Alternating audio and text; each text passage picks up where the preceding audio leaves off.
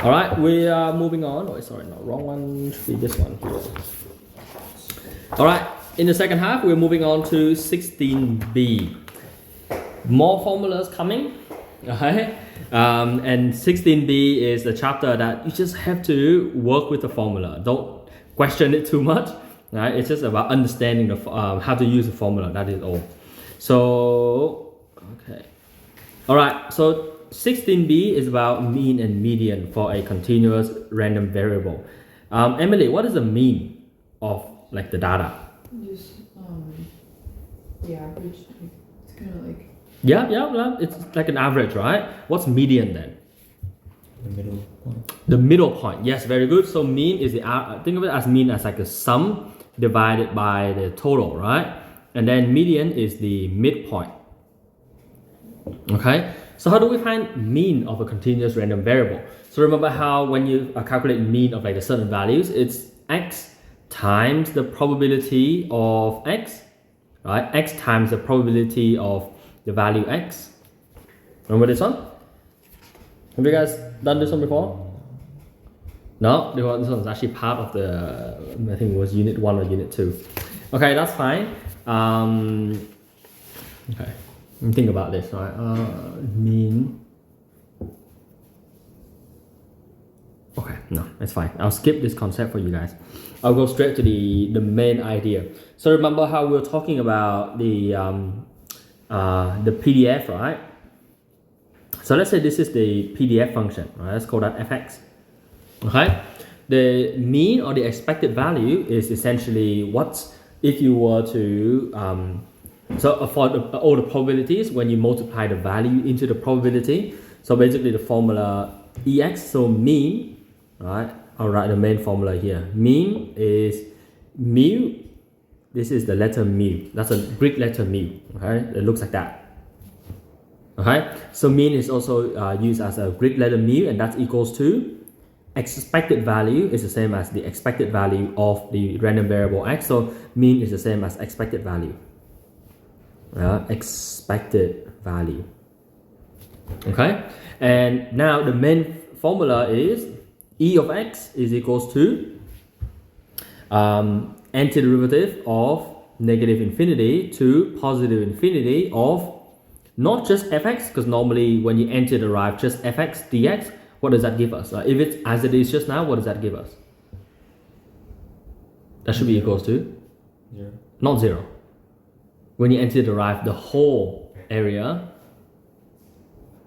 it equals to, for the PDF, 1, yes, okay, all right.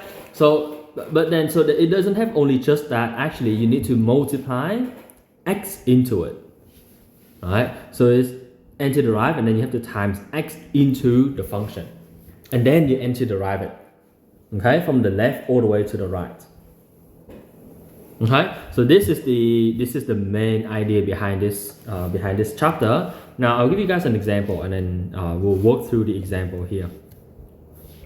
Find the expected value of the random variable. So let's see. This is example number 6. Expected value of the random variable x, which has the probability density function with rule whatever. Keyword expected value. Expected value means e of x. Okay, each is expected, right? So it's the e of x, and what's the formula again? E of x is equals to antiderive of. So what's the left to the right? Left limit is 0, the right limit is 2. Right? So antiderive from the left to the right, from 0 to 2. And note that you need to do x times into the fx, which is 0.5 times x.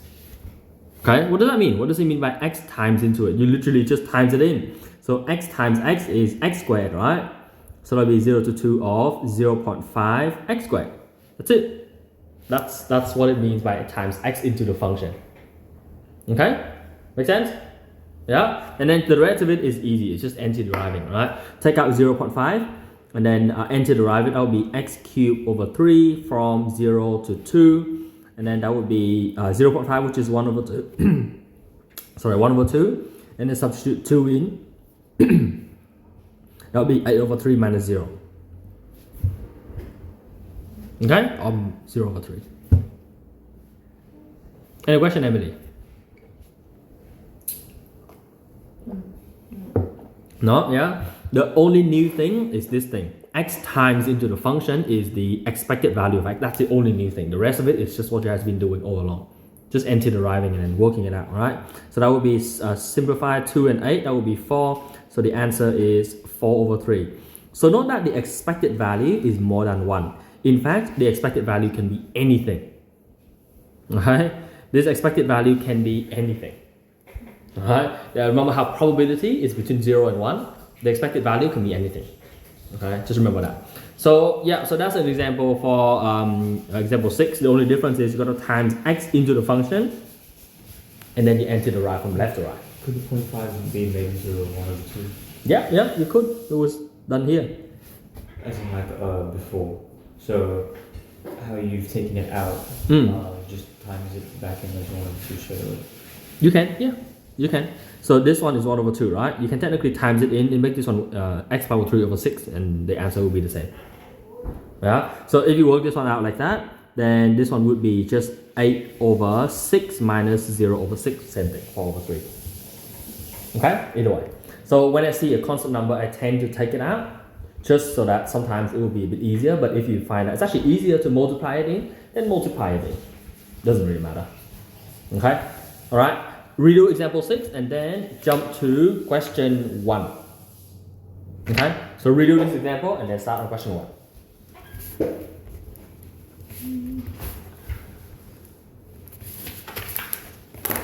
Shouldn't be too hard, just remember to times x into it. Okay? So write the formula here.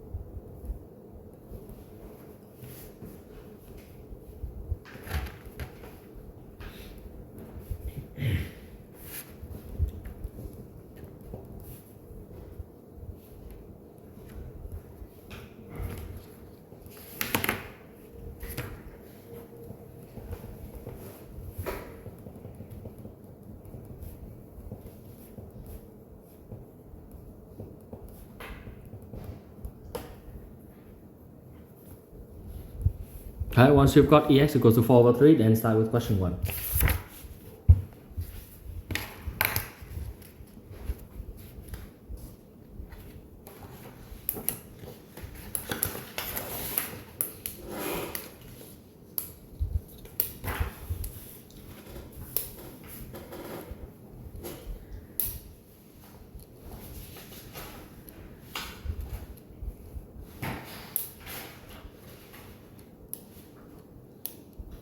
What question are we doing? Question 1. Start from question 1. Alright, you guys both done with this? Yeah? Alright, question 1.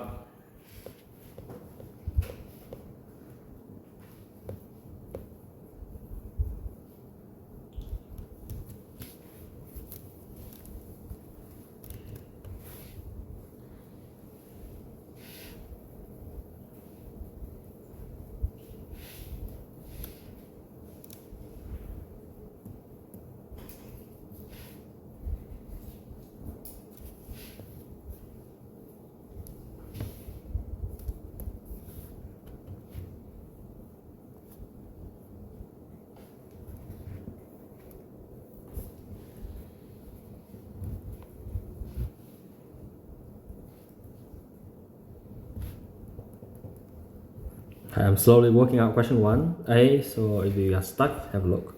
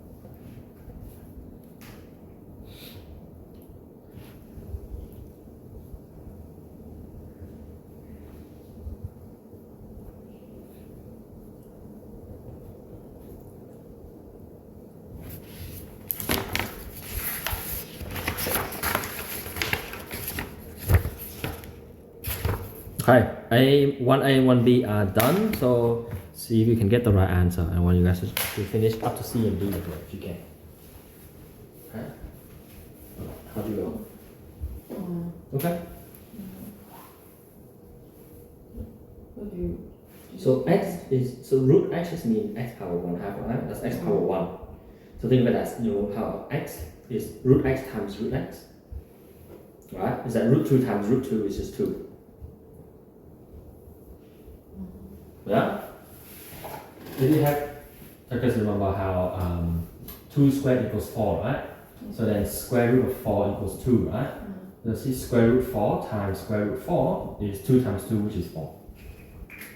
Okay, so x is the same as square root x times square root x. So x over square root x just means you cancel out one of the square root x, so you left with just one square root x. Oh, okay. It's equal to. Right, does it make sense? Oh, yeah. Yeah, and that's how you simplify that.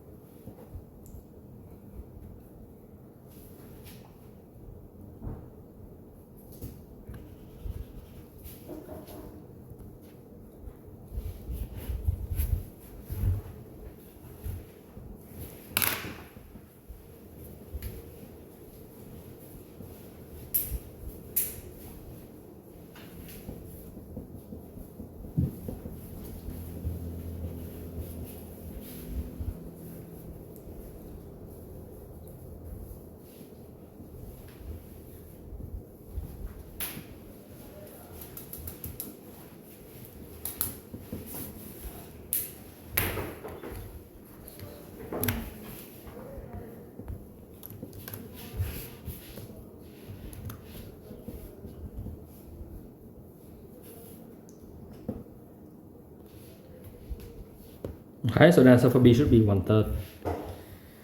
If you get that, then move on to C and D. Can you scroll? Mm-hmm.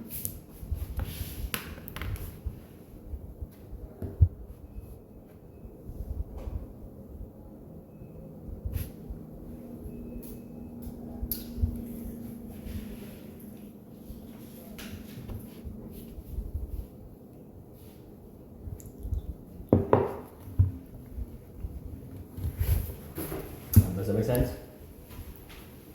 Which step are you unsure of? I messed up with the 2. I didn't. I moved the 2 up the top. It should have been moved up the top, so I should have taken out the 1 over 2 instead. Yeah. So I need to take it out. Yeah, that's why. Or I normally take out the constant factor. It's too easy.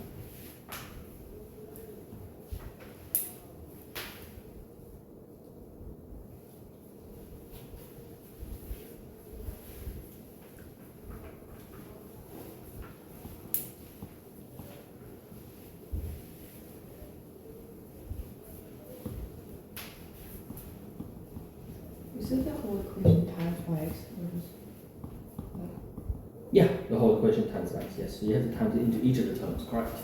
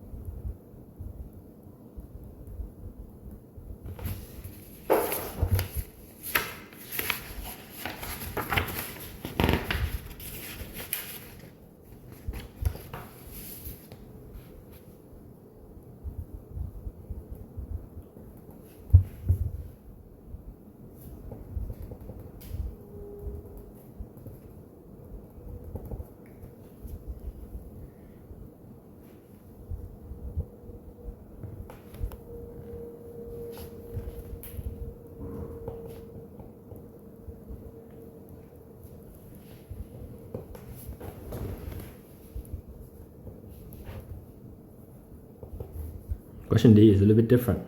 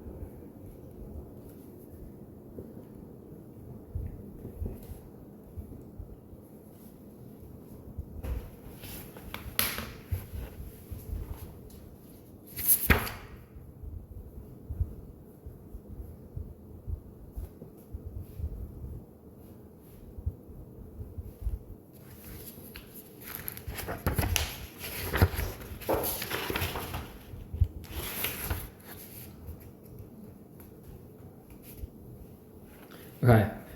Question D is a little bit strange, yeah? Make sure you use the limits for question D.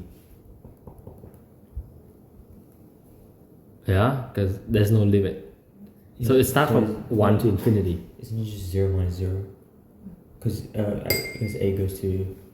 Wait. As A goes to infinity. Yeah, so it just doesn't... Yeah, it doesn't exist because as A goes to infinity, ln A also goes to infinity. And that just goes 0 as well?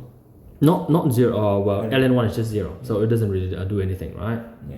Yeah, so as A goes to infinity, ln A also goes to infinity. It doesn't go towards a value, which means it doesn't exist. Yeah, because infinity is not a value. So there's no expected value for that equation. So question E is a little bit strange. So question D is a little bit strange. If you're done with that, try question 3. Now for question 3, you can use a calculator, right? So if you're done with this one, move on to question 3. Question 3 is a calculator question. See if you can, see if you can work out, actually, just use the calculator for question 3. So the idea is, if you can use a calculator for a question, right? Don't do too much work. Do the minimal work that's necessary in order to get the answer, right? As long as you can get it to show some algebra to get to that step, you should be okay. So yeah, for question 3, try question 3, but this one is a calculator question. So make the most out of it by using the calculator. You don't need to do too much. Alright, see if you can do question 3. It should be very, very short if you can use the calculator.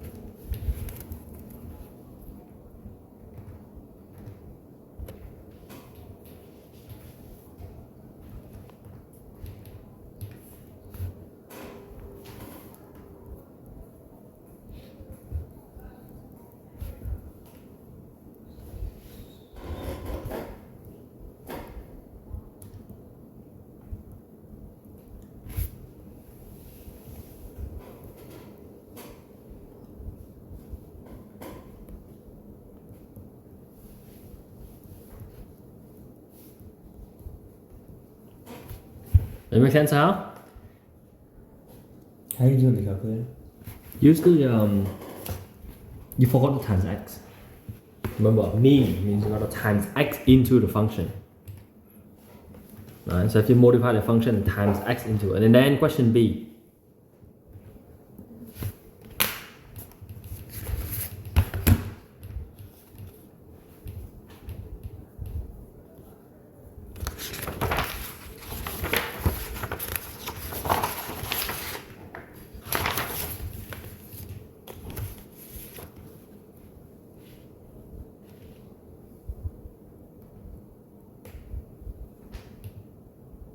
It says invalid. Hmm? It says invalid. Oh, you can't use implied times. You need to do x and then times. Use the time symbol. Oh, okay. Yeah.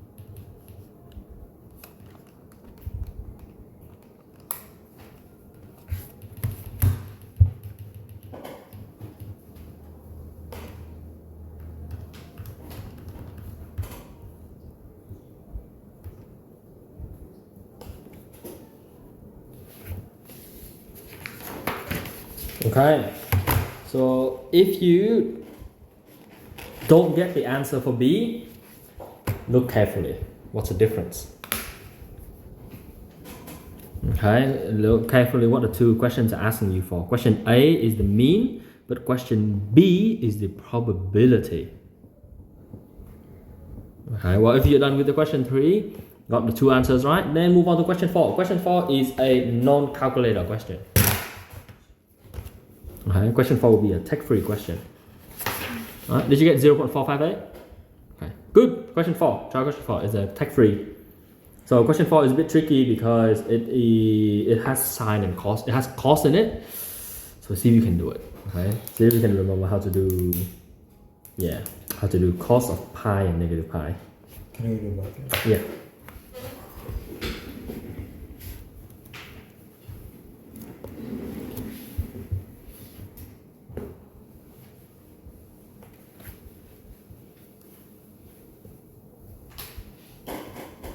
What's the answer for? 0.458. Did you? I got just more decimal places. Okay, that's fine.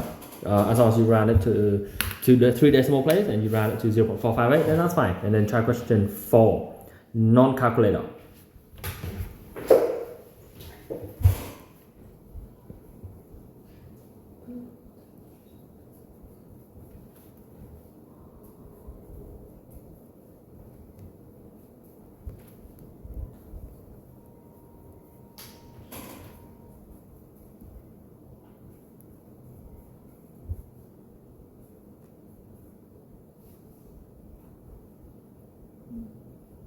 Oh wait, hang on. Sorry, question 4 is a calculator one. Let's skip it. Oh, Yeah, question 4 is a calculator. You just literally punch it in and you get the answer. Yeah, let's skip that question 4. Forgot we have to type it in. Okay. Right. We'll wait for Sahar to come back. But have a look at example 8. Right. We're going to look at percentiles and the median next. So yeah, Emily, read the percentiles and median and see if you can understand that and also understand example 8. I'll go through that when Sahar comes back. We're moving on to we're skipping example 4, that's just a calculator question. Just punch it in and get the answer. We're moving on to the concept of percentile of the distribution. Okay, so I'll give you guys the basic concepts first and then I'll walk you guys through. Say that one there. Okay, alright. So the percentile of the population is like, let's say, your ATAR rank is like a percentile. Alright, remember your ATAR, let's say ATAR rank is equals to 93.45. What does that mean? It means that, let's say this is the population of students in Queensland, right? You are here. Okay? Draw a stick figure. Okay, let's say you are here. And you are better than 93.45, your score is better than 93.45% of the population. So you are in the 93.45th percentile. Does it make sense? Yeah? So your top, like 6.55%. Right? Like between there. So you're 6.55 higher than you and then 93.45% of students lower than you. Okay? So the percentile is that idea where the probability of a value falling below that is, for example, at the 75th percentile. So have a look at this one. 75th percentile is the value p by finding that what was it? Is value p found by taking q equals to 0.75. So what they're saying is that the 75th percentile is, let's say this is a population, right? Doesn't matter what the shape is. This is the value p and this is the 75th percentile where the area to the left of that is 0.75. Does that make sense? Yeah? That's what it means. It's like when you are 93.45, the area to your left in the probability table is 0.9345. Yeah, for the 93.45 ATAR. Does that make sense? Yeah? And then we'll talk about median. So median is a number in the middle, right? It's the middle number, okay? So in this context, what does it mean by the median? Median is a number smack bang in the middle, right? So this is the median. It's a value in the middle where the area to the left is 0.5 and the area to the right is 0.5. That make sense? Yeah. So let's just say the median is equals to a value m. Then that means that n to the right from negative infinity to the value m should be 0.5. And then when you n to the right from m to positive infinity, so m to the right hand side, and that is also 0.5. That's what it means for the median. You just split the areas in half. Okay? Make sense? So now let's have a look at the actual example. Okay, not this one. So we look at the actual example, example number 8. Alright, so this one is asking for 90% of phone call lasts less than 8 minutes. Okay, so the duration of a telephone call is following that distribution there, and then find the value of A such that 90% of the phone call lasts less than A. So what does that mean? It means that so this graph, remember, this is an exponential graph, flip around, right? So it will look something like that again. Yeah, and then when you sub x equals to 0, that will be equals to 1, so it'll just be 1/3. So like the value there is, this point is 0, 1/3. Make sense so far? Just finding the graph of this equation. This is fx. Does it make sense, Emily? Yeah, this is an exponential graph, right? With the negative means normally it's like that. Now it's reflected in the y-axis. Yeah, and there's no translation, so that will be the x-axis. That's a y-axis, and then okay, just basically that's the graph of the equation. Any questions have? Yeah, okay. 90% of phone call less than 8 minutes. What does that mean? It means that, look at the graph, this one would be a value A, where the area to the left of it will be 0.9. Does that make sense? So the area to the left of this will be 0.9. Does that make sense? Right? Because it's a value A when 90% of the phone call will last less than 8 minutes. So the probability x less than the value A is equals to 0.9. Does that make sense? Yeah, that's what it means by 90% of the phone call lasts less than 8 minutes. Any question here? No? Yeah? Alright. Alright, and then what's the probability of x less than A? It means the n to the right, remember it starts from 0. So the graph starts from 0. Technically, I shouldn't draw that one there. Alright, so yeah, so n to the right from 0 to a value A. And this of the equation, right, of the equation, and this must be 0.9. And then you're solving for A.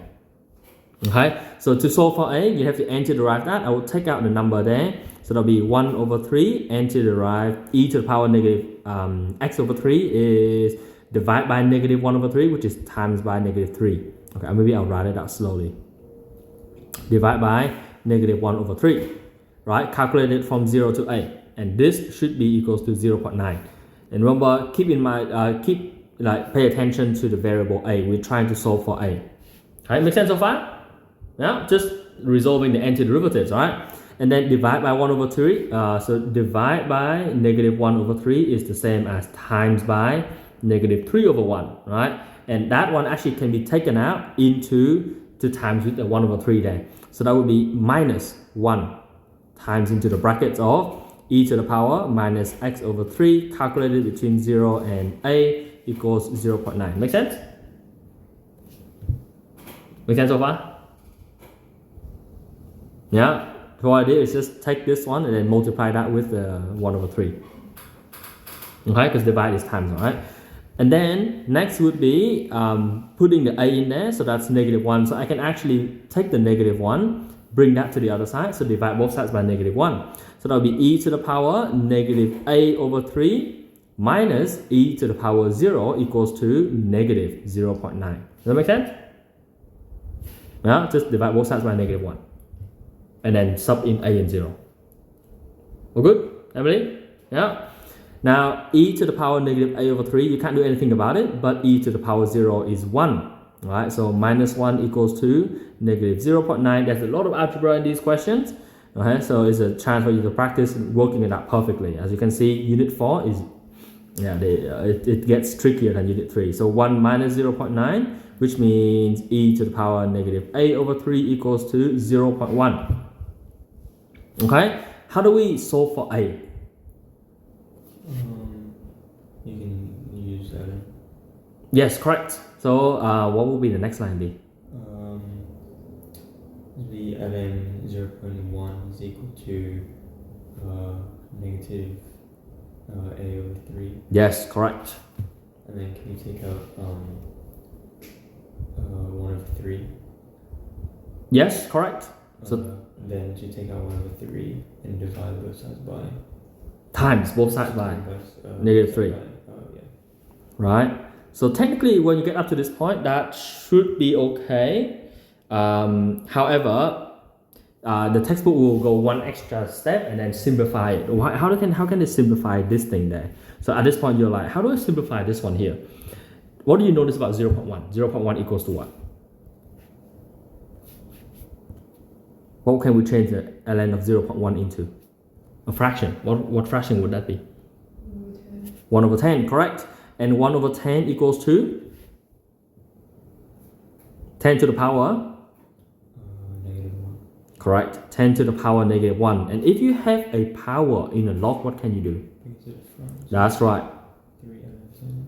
Yes, so this is just 3, positive 3 ln 10 equals A. So that's a final textbook answer. Does that make sense?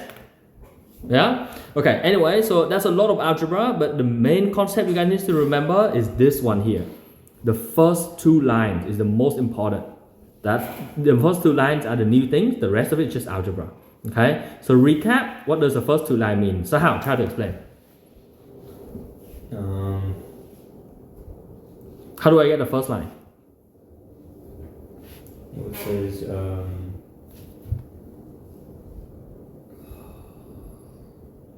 this is you to find the value A, and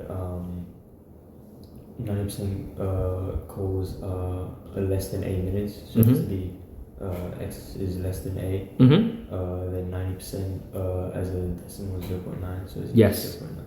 Yep, okay, yep. Or the area to the left of A is 90%, which is 0.9 in decimal. Alright, that's another way of saying it. Okay, makes sense. And then Emily, how do I get the second line? From the first line, how do we get the second line?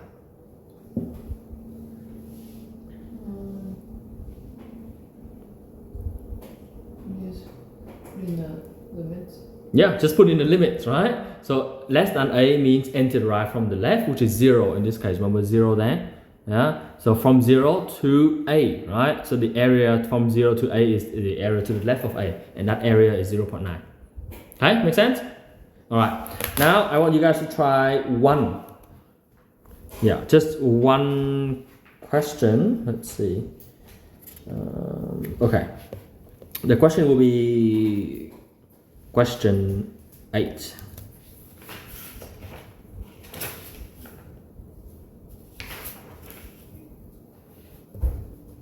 Okay, so question 8, I will start working through question 8a first. Alright, and then the main focus for you guys is question 8b. So how do we find the value of A? Of K for question 8? Given that, you guys remember what's the idea here? How do we find K? We have to first antiderive by the bounds and then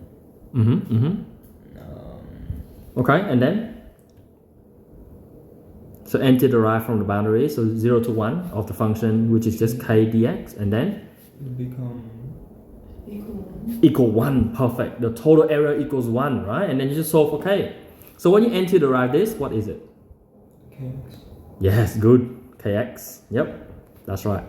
Okay, and then you sub 0 and 1, so that would just be k minus 0 equals 1, so k equals 1, right? So solving for k for this question is not supposed to be difficult. Now, question B, I want to see how you guys do this. Find the median, m. So remember, what does median mean? Median means the area, what? How do you interpret the median? The median is a number where the area, yep, the area to the left is 0.5. Okay? Alright, so you can work out question 8b, the median of m of x.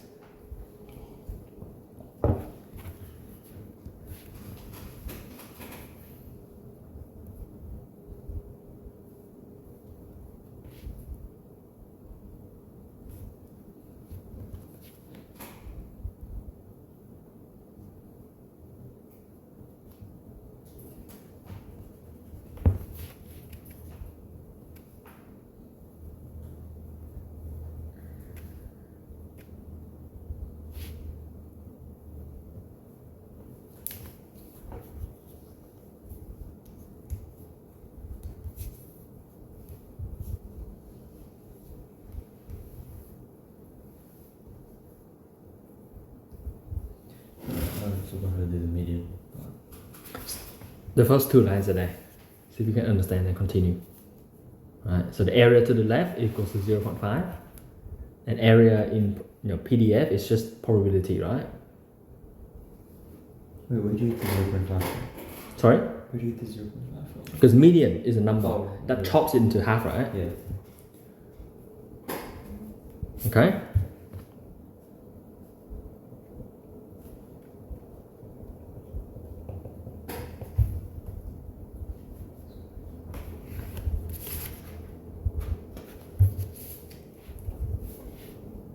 Did you get that?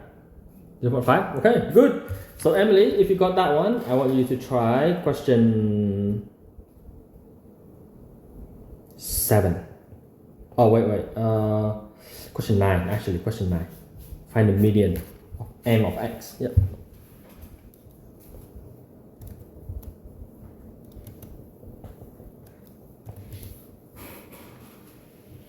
Alright, did you get that one? 0.5?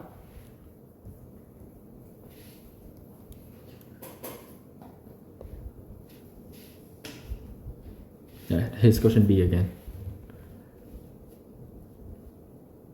Well, there's no more dx, right? Yeah, because you already, and then you just sub in m and then sub in 0. So m minus 0 equals 0.5, which means m is just 0.5.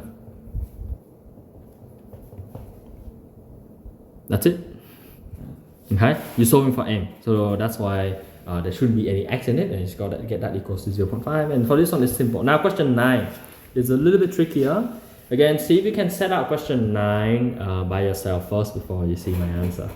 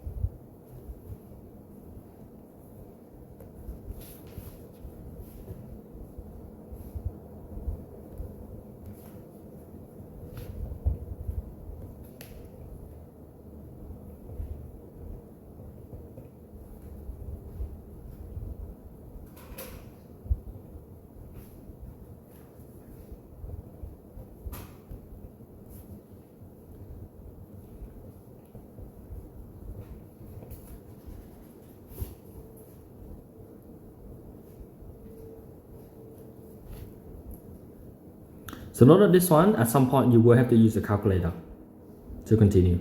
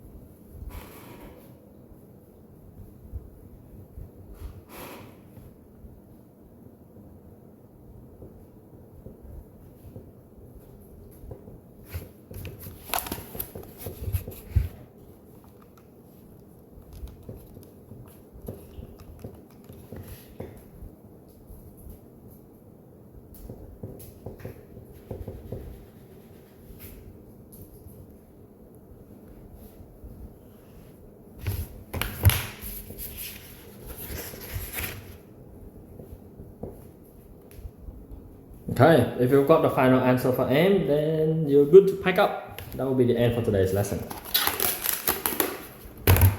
Alright. But you gotta get this one right.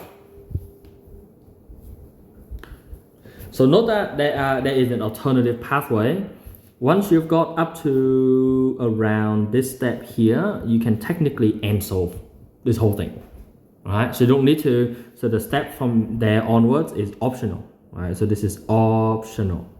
Because the other way would be from this one and you go end solve, just punch the whole equation in. Minus of 1 minus m power 5 plus that will be just 1 equals to 0.5, comma, solve for x, where you should put x, use x as a variable, solve for x, and then that would just be the same one, 0.1294. Okay, so when you get, as long as you get to the point where you have an equation with m, you can just punch that whole thing into end solve and you get the answer. And that will be it for this recording.